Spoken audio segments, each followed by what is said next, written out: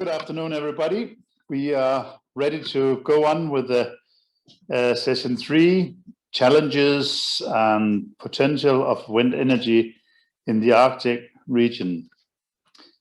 Well, we also do have the Antarctic region, and we have a case here from Joseph Cheek from Princess Elizabeth Antarctica Zero Emission Research Station.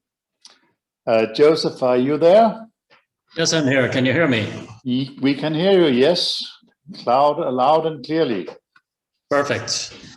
So, shall I get started? Yes, please. And welcome. Okay, perfect. Well, thank you for having us at this conference. My name is Joseph Cheek. I'm from the International Polar Foundation in Brussels. I handle science communication around the Princess Elizabeth Antarctica, which is the world's first zero-emission polar research station.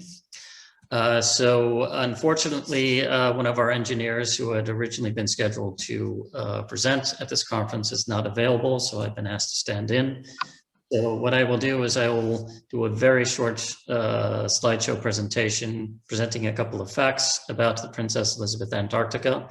And then I will show you a short film about the station. So if you have any technical questions about the station, I will not be able to answer them. But at the end, I will show you an email where you can send all your questions, and one of our technical team will get back to you eventually, if you have them. So, sounds good. Thank you. Okay, so I will start my presentation. Okay. Can you see it? Yes. Okay. So maybe you can make it bigger. Full screen. Is that it? Much better. Thank you. Thank you. Perfect. So here we have a nice view from a drone, which took this photo of the Princess Elizabeth Antarctica. As I said, it's the world's first zero-emission polar research station. At the moment, there are about 26 research stations in Antarctica that run partially on renewable energy. But the Princess Elizabeth Antarctica was the first designed and built to run entirely on renewable wind and solar energy. So it was constructed between 2007 and 2009 over 2 austral research seasons as part of Belgium's legacy for the International Polar Year. The Princess Elizabeth is an austral summer research station, and it is open every year between November and February.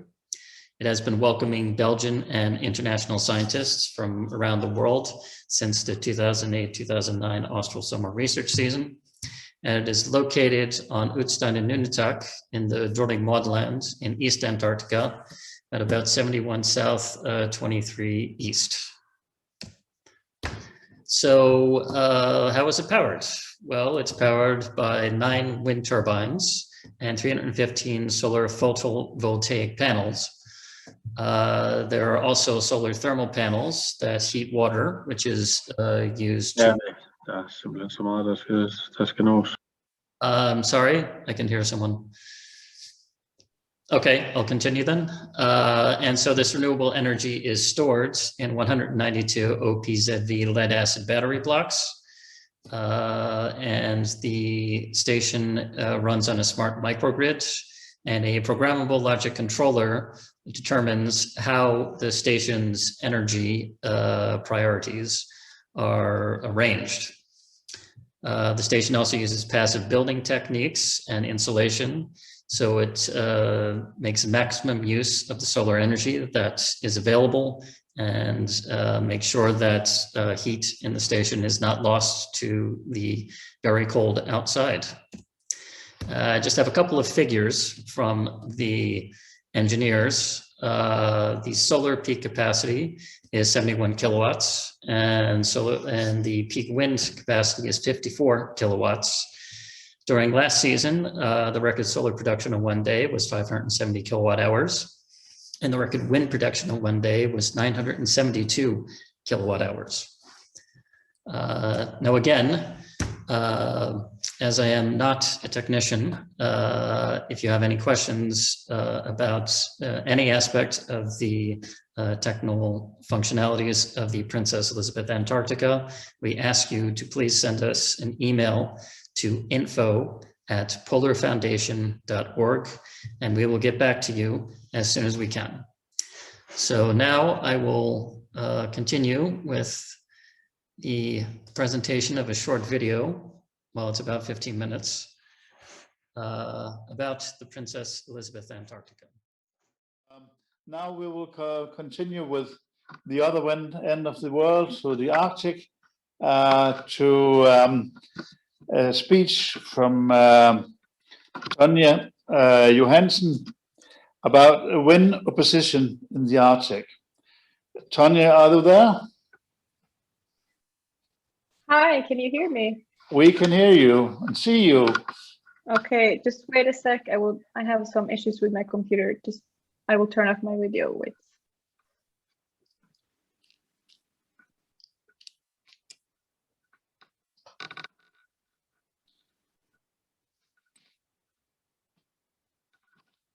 Okay, now I can see. So thank you so much for inviting me.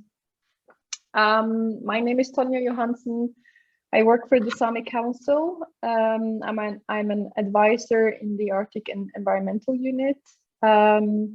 And I've been invited here today to talk about some wind energy opposition in the Arctic. So I might be one of the more critical voices here today. So you will have to bear with me. I have made a presentation, PowerPoint. So let's see if I am able to share. Yeah, I think this will work.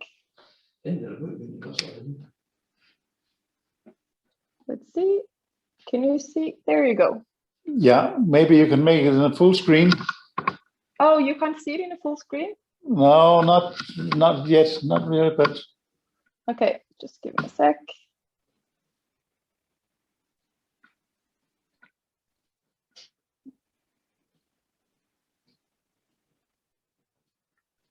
Oh, okay, this is strange. yeah. Maybe you have to change the screen. How about now? Oh, much better now. Okay, good. So I thought I have a suspicion that not many of you who are attending today know who the Sami Council is or who the Sami people are. So I will give a short presentation, talk a few points about who we are and what my organization do. And if you already know about us, just bear with me. So the Sami Council is a voluntary Sami organization. We have Sami member organizations in Finland, Russia, Norway, and Sweden.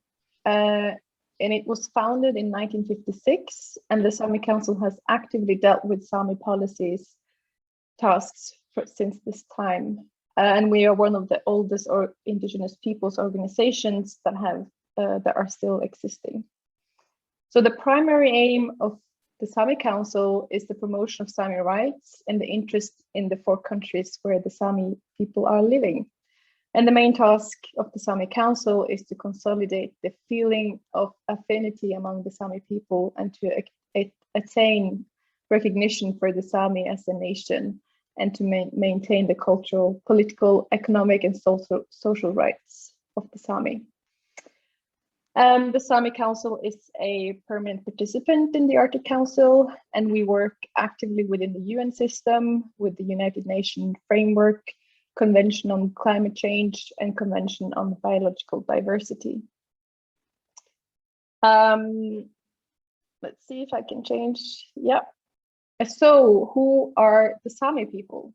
So the Sami people, as I already mentioned, we live in 4 different states. In the northern parts of Norway, Sweden, Finland, and the northwest part of Russia on the Kola Peninsula. A different energy situation than other indigenous peoples in the Arctic. We are connected to the national energy grid, and most of the energy produced, in particularly in the Finno Scandinavia, is already sort of green, and in Norway, where I'm from, hydro energy is very dominant. The Sami people are internationally and nationally recognized as indigenous peoples, and we are protected under the ILO 169 Indigenous and Tribal Peoples Convention and the United Nations Declaration on the Rights of Indigenous Peoples. And we have collective rights as a people, and this includes rights to land, right to practice our culture and languages. So, as a people, we are quite diverse. We live in our traditional homelands, in our villages, and we also live in more urban areas. We have higher education, we work in governmental institutions, we are entrepreneurs, and we're fishers and reindeer herders. Our traditional livelihoods, such as reindeer husbandry, subsistence fishing, hunting, trapping, and gathering, and a combination of all of these are still essential to the economies of the Sami culture. So yeah, that is us. And we have a bit of a different experience with wind energy projects than perhaps other indigenous people have. So yeah. And then this is something that I sort of always start with when I talk about wind energy projects or other resource projects, and that is that the Arctic is not empty. This is actually our home. And we have, during the last 20 years or so, experienced sort of an avalanche of new license application for wind energy, in particular in Norway and Sweden. And many of them have been built, and many have been built on our traditional homelands, the pasture land of our reindeers. We are experiencing that our use of the land is not recognized and is not respected.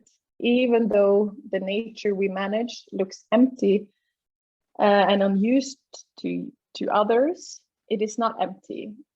It is used frequently by us in a sustainable manner. And it is our culture to leave the place in the same condition as it was when we arrived.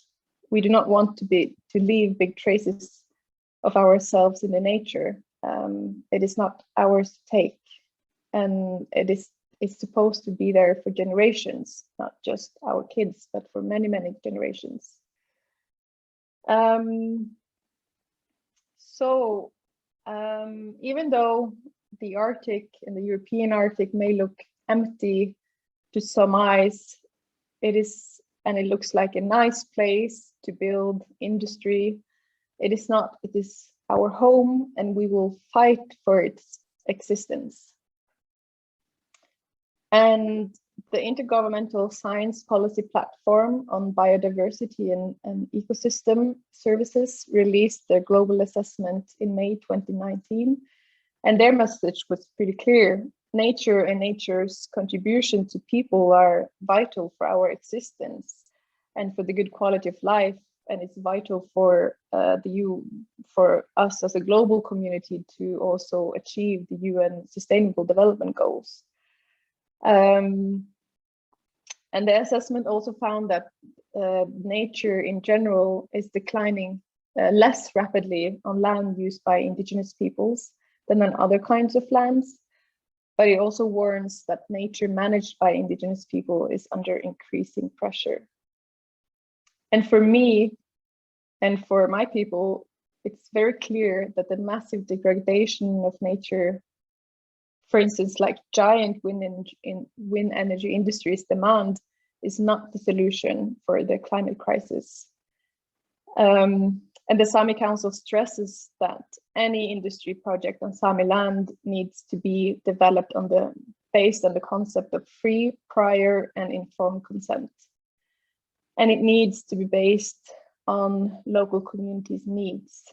And this sort of leads me to my next point.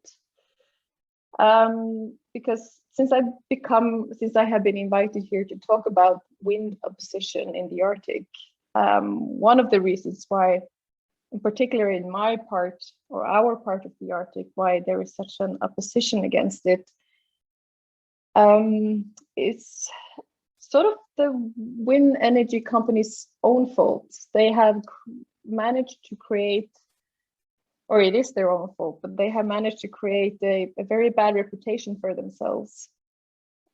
Our experience is that free, prior, and informed consent does not exist in their vocabulary.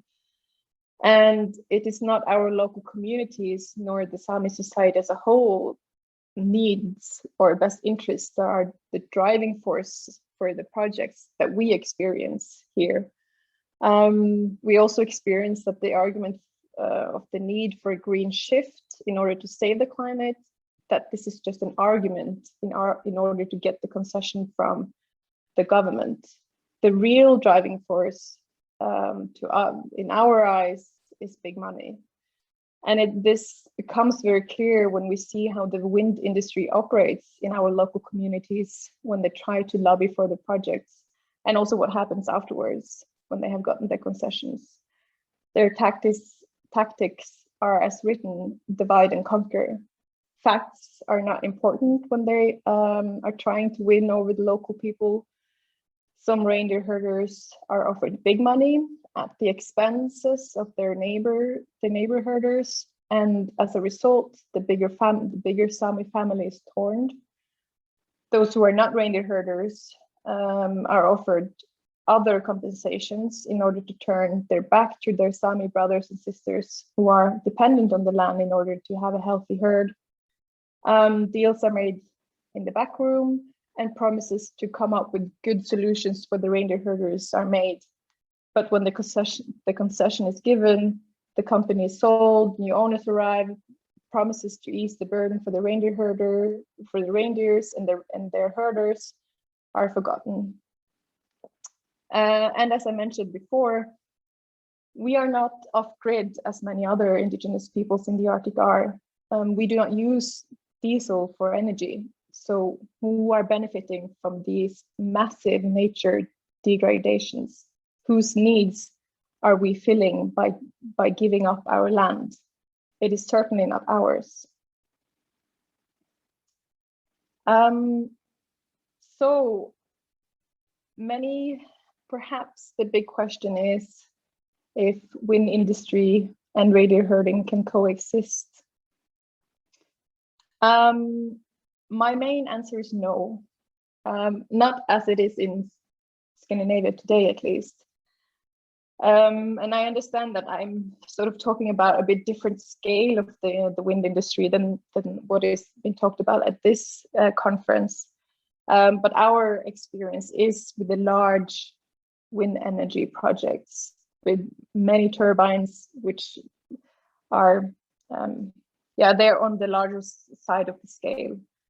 So the projects that are happening here are too massive. They demand too much land, they make too much noise, they cast too much shadow, and they force the reindeers out of their natural pastures. And the reindeers, and these are the projects that are causing a lot of distress and anger and opposition in my community or in my society. The reindeers need big areas. It's in a harsh climate as it is in the Arctic, the animals and the herders are dependent on the flexible pastures. And if the pastures are locked by ice in the winter, they need to find other areas during the winter. The female reindeer needs peace when she's giving birth to her calf in the summertime or in the springtime.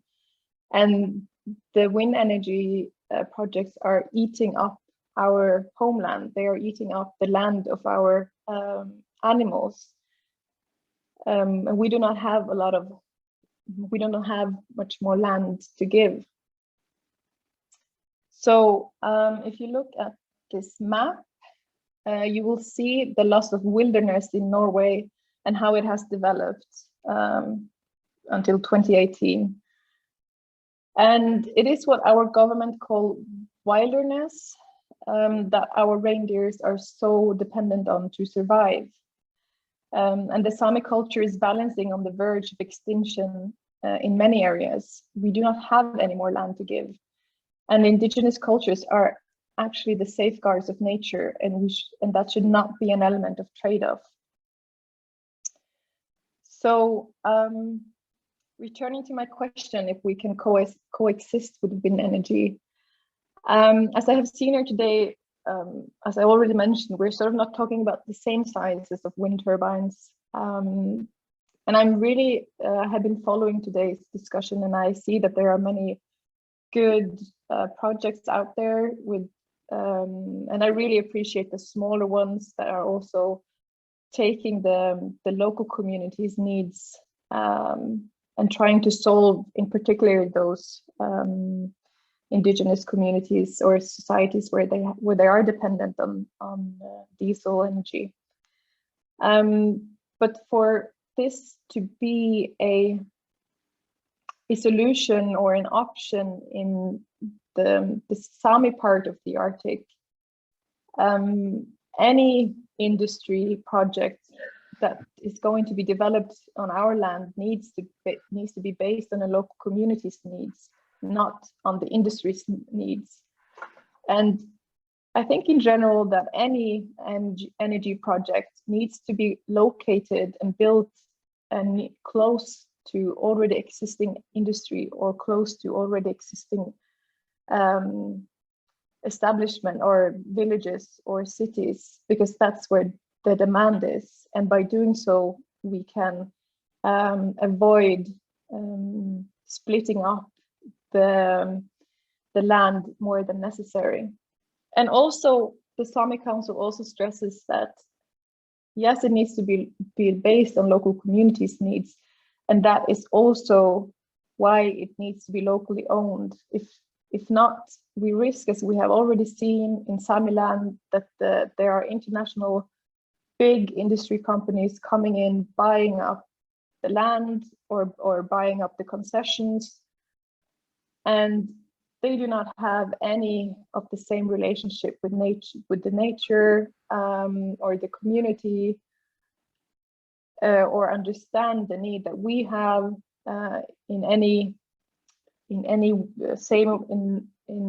they do not have this knowledge that we do, and they do not know what we need. And I frankly don't think that that's in their main interest to learn or to know either.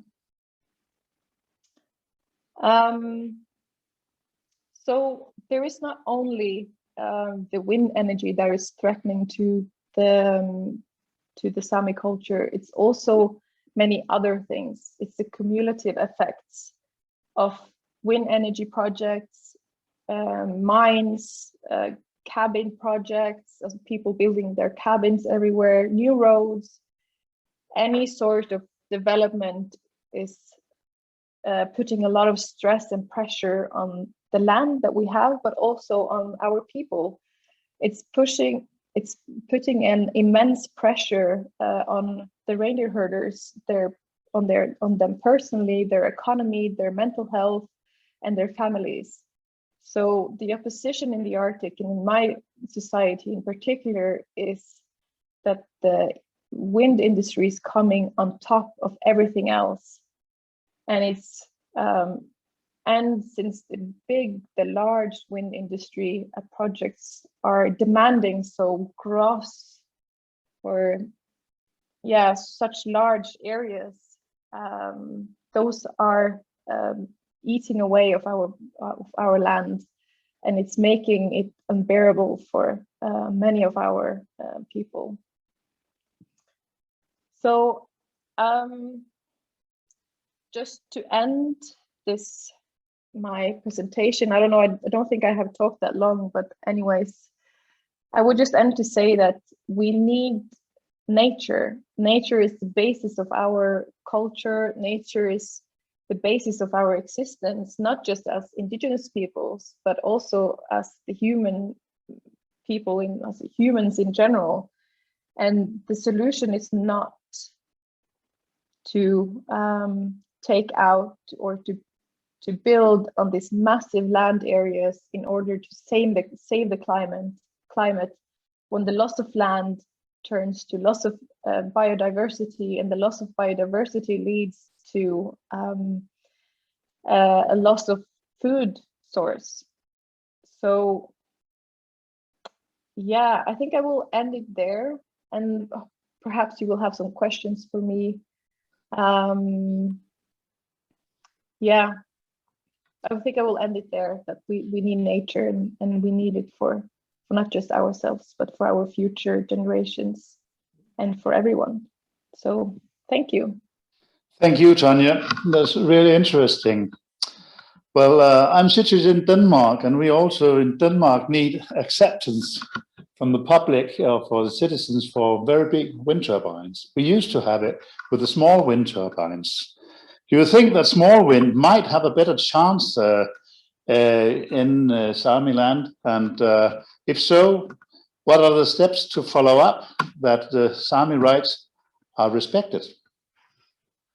I think smaller wind projects, and then they need to be, let me just underline this, they need to be much smaller than the project that we are experiencing here in Sápmi, our traditional homelands, could perhaps be possible if they are based on local communities. But as I said again, the Sámi population in general, we are already connected to the grid, and a lot of the energy that is produced on our land is not consumed here, it's consumed elsewhere. It's sent off to more energy demanding areas. So it's not our need that we are filling, it's someone else's need. So right now, I don't see the need to build more wind energy or energy projects in general on Sámi land, because we are not consuming that much energy. But in order to come back to your question, how the Sámi rights can be fulfilled and also build green energy, because don't misunderstand me, the Sámi people is also very keen on the green energy shift. We also need the shift because we are also we are heavily influenced by the climate change. But it needs to happen. The green shift cannot happen by turning into a burden, because we are already carrying the burden of the climate change. And if we are also going to carry the burden of stopping the climate change, then we have a double burden, and there is not a lot of, without us even being the source of the climate change. And in order to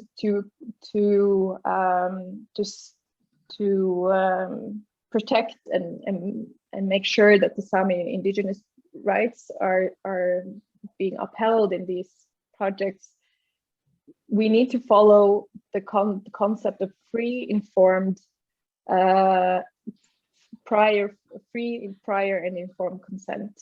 That's the baseline of how to make sure that our rights are being upheld. So I don't know, maybe that was not your answer, but or what you wanted to hear, but that's our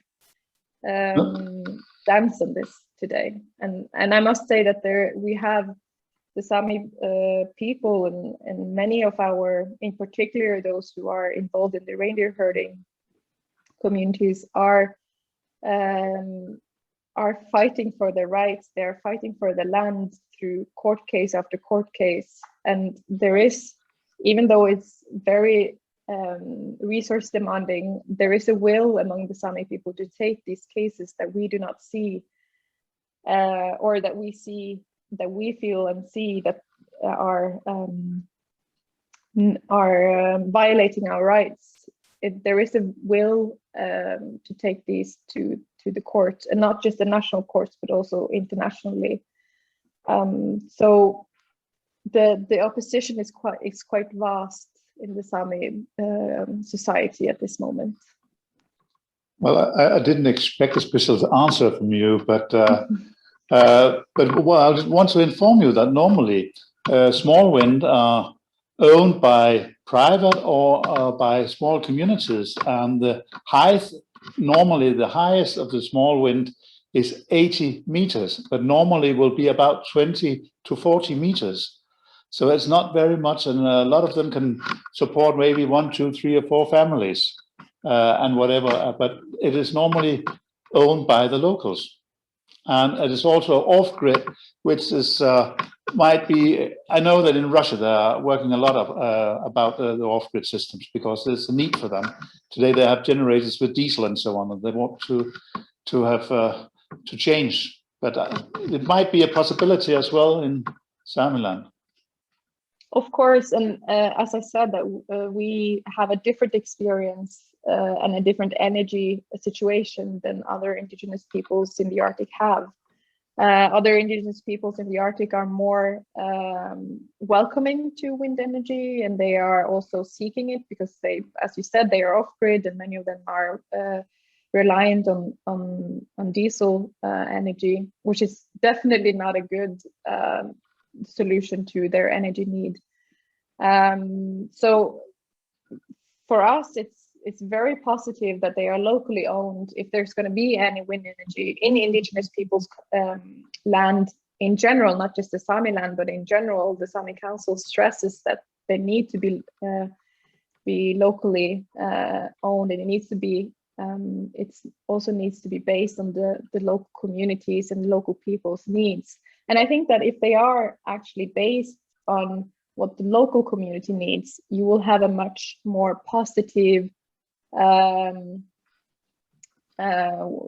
more positive attitude towards wind energy. And if they are also, you know, if the local community can also themselves sort of limit the height and the length of the turbines, because that's become a problem in Sápmi, that the wind turbines that are built, or not just in Sápmi but in Norway in general, that they are becoming larger, they're becoming higher, wider, and it's turning into huge industry areas.